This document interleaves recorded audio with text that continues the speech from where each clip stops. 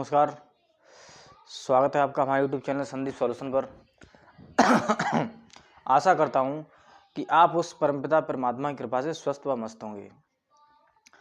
दोस्तों, आपके अंदर भी सवाल आता होगा, आपकी फैमिली में, आप में, आपके बच्चों में, भाई में, बहन में, कि इतना समझाओ, इतना सुनाओ अच्छी बातें, चाहे सत्संग सुनने जाओ आप, चाहे भागवत सुनने जाओ, चाहे स्कूल में पढ़ने जाएं आपके बच्चे, क्या कारण है कि इतने समझाने पर भी लोगों के अंदर बदलाव नहीं आता? क्यों नहीं बदलाव आता बताइए। इतनी लोग सुनाते हैं, कथा सुनते हैं, भाव सुनते हैं, हम तो देखते हैं कि लोग दिन रात भजन सुनते ही रहते हैं।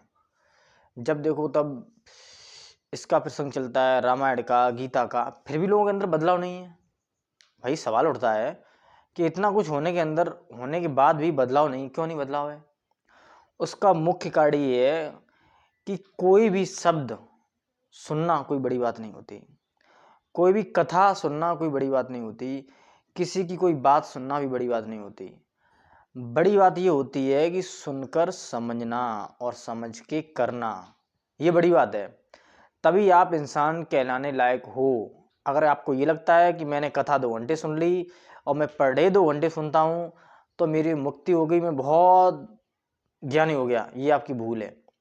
अगर आप सुनते हो तो आपको ये विचार करना होगा कि सुनते तो पेड़ पौधे भी हैं, सुनते तो जानवर भी हैं, सुनते तो हर योनि के जीव हैं। बस उनमें हम अंतर क्या है कि वो सुन के समझ के कर नहीं सकते हैं, वो सुन के समझ नहीं सकते, क्योंकि उनकी भाषा मेरी भाषा में अंतर है। अब जब मान लो मेरे सामने कुत्ता भौंके तो मैं तो सुन रहा हूँ ये भौंक रहा है, लेकिन ये नहीं समझ पा रहा हूँ ये क्या कह रहा है। ये समझ के अगर उसकी भाषा में समझ जाए तो हो सकता है उसकी हम हेल्प कर दें, और हमारी भाषा अगर वो समझा वो हमारी हेल्प कर दे। तो बड़ी बात सिर्फ सुनना नहीं है, बड़ी बात है सुन के समझना। और सबसे बड़ी गलती है वो इंसान की यहीं पर है कि वो सुन के समझना नहीं चाहता बिल्कुल भी। सुनने तक सीमित है, और सुनने तक सीमित रहोगे तो आप जहां हो वहीं रहोगे। समझ के अगर आप कुछ करोगे नहीं, उस पर चलोगे नहीं, कहते हैं महापुरुष मत बनो, महापुरुष के पद चिन्हों पर चल जाओ, वो ही बहुत बढ़िया है। कहते हैं बन ना सको भगवान अगर तुम कम से कम इंसान बनो। तो ये इतिहास है, ये वेद शास्त्र ये क्यों बनाए गए हैं? हमारे माँ बाप हैं, हमको समझाते हैं। क्यों समझाते हैं? क्योंकि जिस दौर पे तुम हो उस दौर से वो गुजरे हैं। तो उनकी बात को आप सुन के अगर समझोगे नहीं तो दिक्कत बढ़ती जाएगी, और ये दिक्कत किसी और को नहीं होगी, ये आपके जीवन में होगी, आपको होगी, आपकी फैमिली में होगी, आपके बच्चों को होगी, और फिर इससे बहुत दिक्कत बढ़ जाएगी। कहते हैं छोटी छोटी बातें बड़ी हो जाती हैं, छोटी छोटी रेस के कड़ से पहाड़ बन जाते हैं। छोटे छोटे कड़ हो जाए ढक्के तो कितनी बड़ी ढेर हो जाता है। ऐसे ही छोटी छोटी बातें जब ये बड़ी हो जाती हैं, जब खुलती हैं, बड़ी दिक्कत होती है। इसलिए हर बात को सुने, हर बात को समझें, हर बात पर महत्व दें। कम से कम आप सुनोगे नहीं तभी तो जान पाओगे कौन सी बात सही है, कौन सी बात गलत है। पहले सुनो, उसके बाद समझो, उसके बाद उसे करो।